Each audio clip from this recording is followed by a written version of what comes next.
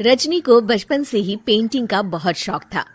वो हमेशा से ही पेंटर बनना चाहती थी, पर उसके माँ और पिताजी ने उसको कभी भी इस चीज के लिए सपोर्ट नहीं किया और उसकी शादी नीरव से हो गई। नीरव रजनी को बहुत प्यार करता था, पर रजनी हमेशा चुपचाप ही रहती। वो इस शादी से खुश नहीं थी। वो ये शादी नहीं करना चाहती थी।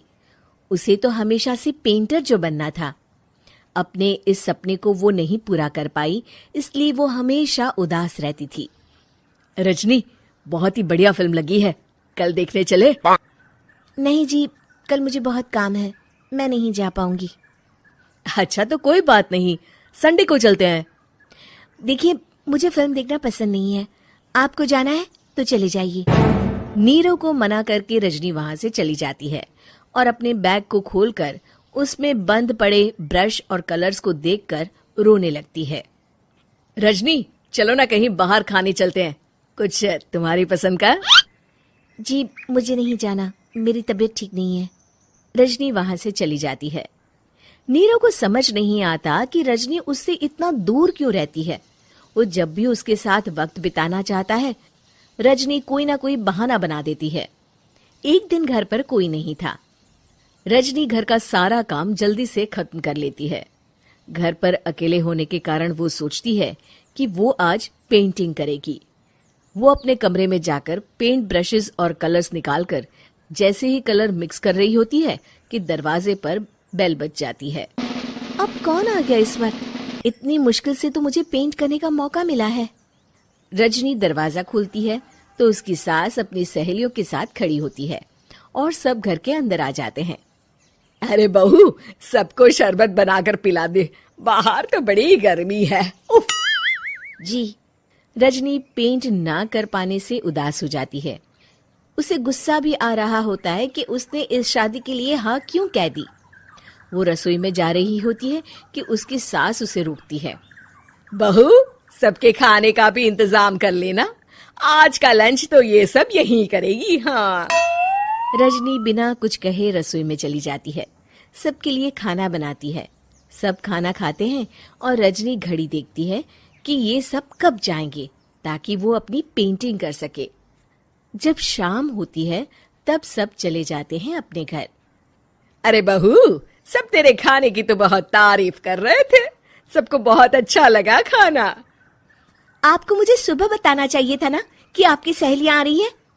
पता भी है कितना वक्त लगा सारा खाना बनाने में। अरे बहू, तू ऐसे कैसे बात कर रही है मुझसे? तो और कैसे बात करूं? मैं इस घर की कोई नौकरानी नहीं हूं कि इतना काम करूंगी।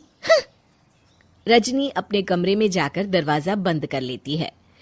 शाम को जब नीरव आता है तो उसकी माँ उसे पूरी घटना के बारे में बताती है। क्या? रजनी ने आपसे इस तरह बात की माँ? हाँ, और पता नहीं उसे क्या हो गया है, शाम से बाहर भी नहीं आई है। मैंने तो कई बार आवाज दी, खाना भी नहीं खाया उसने। तू ही बात करके देख ले बेटा। नीरव अपने कमरे का दरवाजा खटखटाता है। रजनी, दरवाजा खोलो, मैं हूं। रजनी दरवाजा खोलती है और फिर वापस जाकर अपने बिस्तर पर लेट जाती है। रजनी, माँ से बात करने का ये क्या तरीका है? मैंने कोई गलत बात नहीं की है। अरे तुम क्यों ऐसे बर्ताव कर रही हो सबके साथ? क्या तुम इस शादी से खुश नहीं हो? रजनी कुछ नहीं बोलती। अरे बताओ मुझे रजनी, क्या ये शादी तुम्हारी मर्जी के खिलाफ हुई है? हाँ, मैं ये शादी कभी नहीं करना चाहती थी। तुमसे क्या, मैं किसी से भी शादी नहीं करना चाहती थी।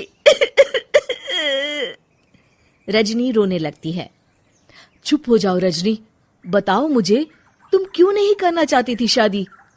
रजनी बेड के नीचे से अपने पेंटिंग्स, कलर्स, ब्रश, पेपर्स निकालती है।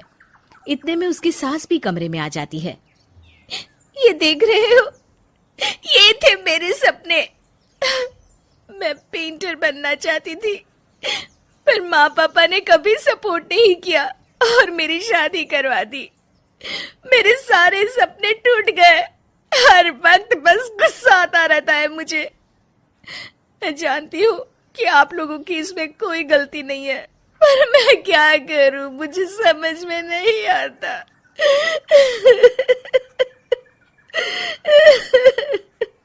रजनी फूट फूट कर रोने लगती है।